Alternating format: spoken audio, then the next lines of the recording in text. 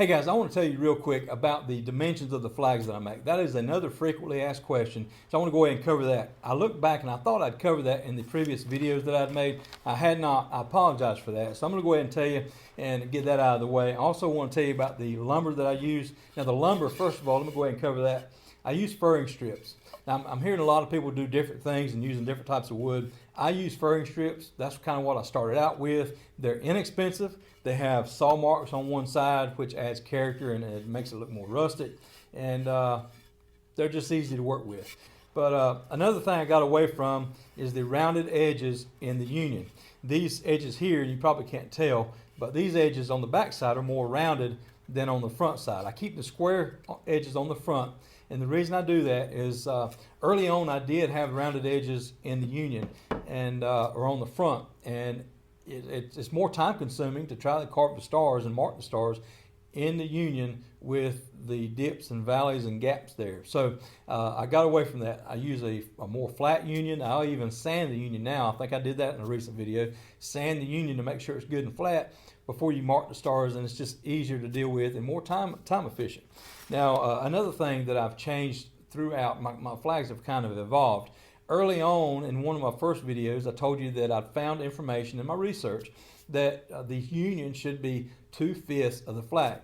Now, I did that early on, and my wife and I both kind of agreed that those flags looked too square. They wasn't long enough. They just looked too boxy and too square.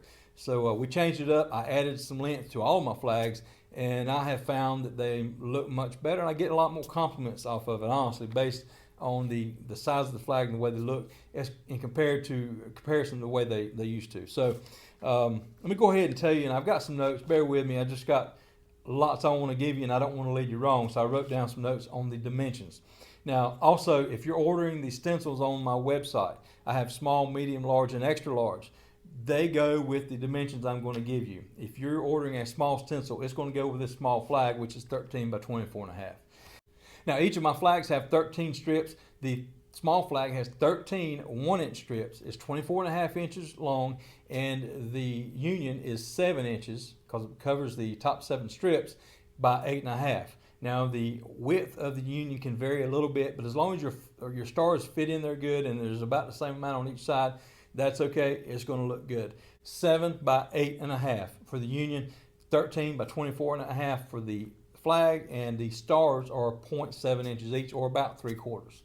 Now for the medium flag, the strips are 1.5 inches wide. 13 times 1.5, that makes 19.5. 19.5 inches by 37. The 37 is the length of the flag. The union for that flag is 10.5. It covers the top 7 strips. 1.5 times 7 is 10.5, and then the width of the union is 13 inches. So the union is 10.5 by 13. The stars for that particular flag are 1.1 inches each. 1.1 inch stars. Union is 10.5 by 13. The flag is 19.5 by 37. All right, the large flag. The large flag has 2-inch strips, 13 2-inch strips. That is 26 inches by 48 inches. I stretched that on out. It's 4 foot long by 26. The union for that flag, 2 times 7 is 14. So the top 7 strips is the union. That's 14 inches by 17 inches. The union is 14 by 17. And the stars for that flag are 1.4 inches each. Almost 1.5. It's 1.4 inches each. 1.4 inch stars, 2-inch strips, 14 by 17 union, and it's 19.5 by 48. Now last but definitely not least is the extra large flag. The extra large is 3 foot by 6 foot, 36 inches by 72 inches. Now let me tell you the width of the strips there. Each strip is 2 3/4 inches. Now I didn't want to get down really specific and get into, I didn't want to get out a micrometer and get these strips to perfect. To be right at 36 inches, I made these strips 2 3/4 inches. Now if you add them together, 13 times 2 3/4 is actually 35 3/4. So you're going to be right at 36 inches. In most cases you're going to be 36 inches because the strips aren't all going to be perfect, but 35 3/4, that's close enough. I call it 36 inches. It's 72 inches long. Again, the strips are 2 3/4 inches wide, and the stars on this particular flag are 2 inches each. 2-inch stars. The union for this flag, the top 7 strips, top 7 times 2 3/4, that makes 19 1/4. So the union is 19 1/4 by 23. This is a big flag. So 19 1/4 by 23. The strips are 2 3/4 inch. The stars are 2 inches each, and the flag is 35 3/4 or 3 foot by 72 inches. That's the largest flag I've made so far. I've recently worked up the measurements for a 4 foot by 8 foot flag. I have not made the union for that, the stars yet. I hadn't put that together, but I will soon because I want to make a 4 foot by 8 foot flag. That's actually been requested by some of my viewers.